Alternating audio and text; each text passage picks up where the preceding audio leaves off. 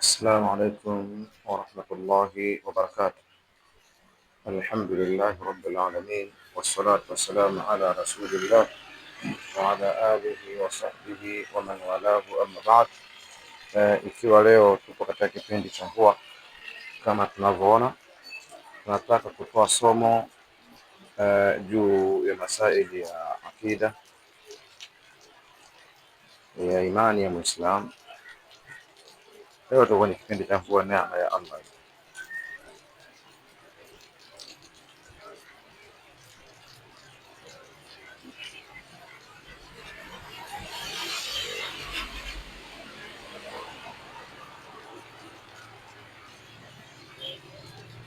Neema ya Allah.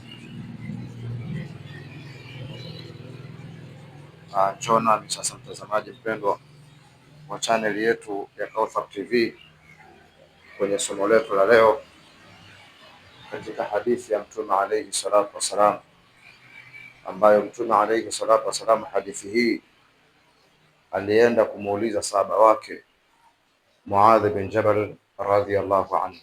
Kuja nami tuje tuisome hadithi hii, tupate faida, tupate ilmu, tupate manfaa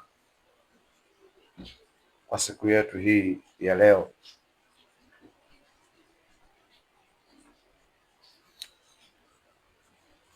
Tupate faida na manfaa katika siku yetu hii ya leo. Ikiwa leo tumepata neema ya mvua, alhamdulillah, tumeonyesha kidogo neema ya Allah subhanahu wa ta'ala ya mvua.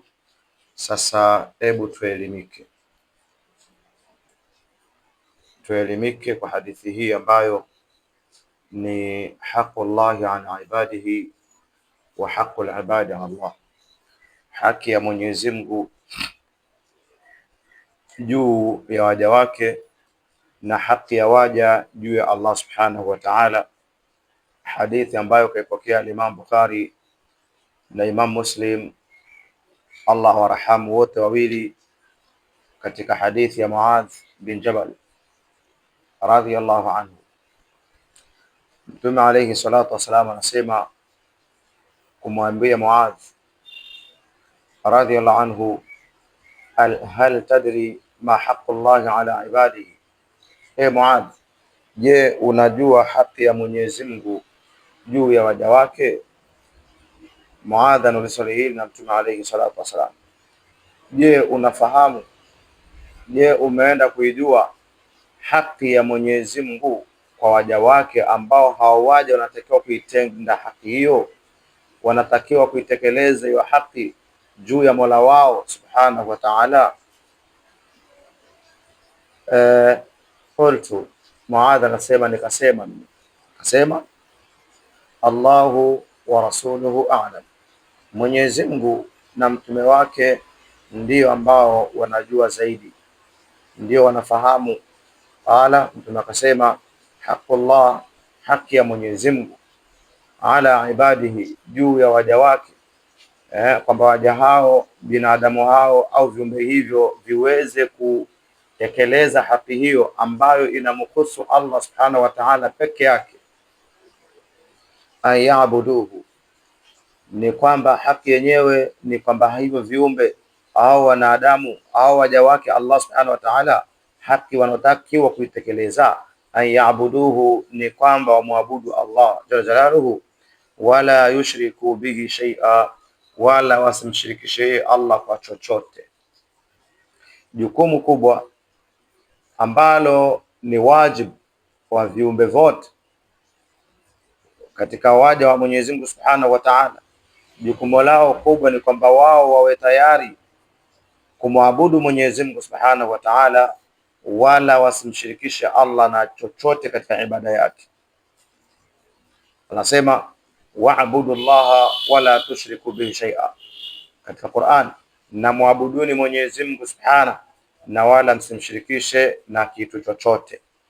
Ni katika biashara msimshirikishe Allah, ni katika tiba msimshirikishe Allah, ni katika ulinzi wa boma na majumba yetu msimshirikishe Allah subhanahu wa ta'ala, na mfano wake. Kama ni kwenye ibada, ibada zote zitekelezwe kwa Allah subhanahu wa ta'ala peke yake. Thumma sara sa'atan, baada ya risala hii na ujumbe huu kwa Muadh, mtume wa Mwenyezi Mungu subhanahu wa ta'ala akatembea kwa madakika. Thumma qala, kisha akasema tena, ya Muadh bin Jabal, e Muadh bin Jabal, hal tadri ma haqqul ibada Allah, je, unafahamu haki ya waja kwa Mwenyezi Mungu? Pale ilikuwa ni haki ya Mwenyezi Mungu kwa waja wake, sasa ni haki ya waja kwa Allah subhanahu wa ta'ala. Idha faaluhu, pindi watakapotekeleza hilo la kwanza la kumwabudu Mwenyezi Mungu na wasimshirikisha na chochote. Je, haki ya Mwenyezi Mungu kwa waja wake ni gani? Baada ya kwamba waja walisimama imara kutekeleza sharti ya Mwenyezi Mungu ya ibada bila shirki. Je, Mwenyezi Mungu haki yake naye kuwatekelezea waja ambao wamemwabudu pasi na ushirikina ni gani? Je, unaifahamu? Qultu Allah wa rasuluhu alam. Muadh akamwambia, hapana bwana, Mwenyezi Mungu na mtume wake ndio wanafahamu. Qala, mtume akasema, haqqul ibadi ala Allah, haki ya waja kwa Mwenyezi Mungu baada ya kwamba wao wamemwabudu Allah pasi na ushirikina. Walipogonjeka walitafuta matibabu ya kisheria, walipopata tabu za kiuchumi wakatafuta suluhu ya kisheria, walipopata shida za usingizi na maradhi na mfano wake walitafuta tatuzi ambazo hazimshirikishi Allah subhanahu wa ta'ala. Haki yao waja hawa watakayopokea kwa Mwenyezi Mungu kutoka kwa Allah, alla yuadhibahum, kwamba Mwenyezi Mungu siku ya kiyama hatowaadhibu, wataepukana na adhabu kwa sababu ya ikhlasu dini lillah, ya kule kuisafisha dini kwa ajili ya Allah subhanahu wa ta'ala, kwa sababu ya wao kujitahidi kuepuka kila aina ya shirki katika maisha yao. Ahibai alkiram, mushahidina alkiram, enyi vipenzi zangu vitukufu mnaoshuhudia, watazamaji wetu wapendwa watukufu, hadithi hii ya Mtume alayhi salatu wasalam inatuonyesha ubhu shirki, uovu na uvundo wa ushirikina, kwamba shirki ni uvundo wa hali ya juu, shirki ni zulma iliyokuwa kubwa. Kwa hiyo atakapokwenda kuiepuka mwanadamu akajiegemeza kwa Allah subhanahu wa ta'ala, wallahi atakuwa ametimiza sharti nzito anayotaka Allah subhanahu wa ta'ala itimizwe kwa ajili yake. Naye Mwenyezi Mungu jalla jalaluhu kaeka ahadi na bishara ya kwamba hatokwenda kumwadhibu yule aliyejiepusha na jarima la shirki.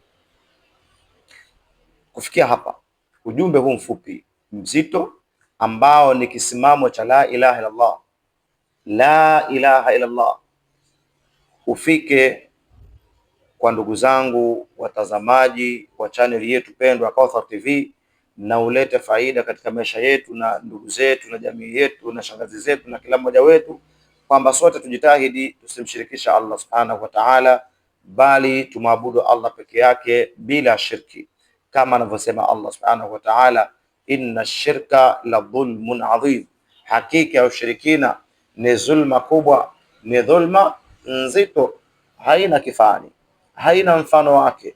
Kwa hiyo insha Allahu taala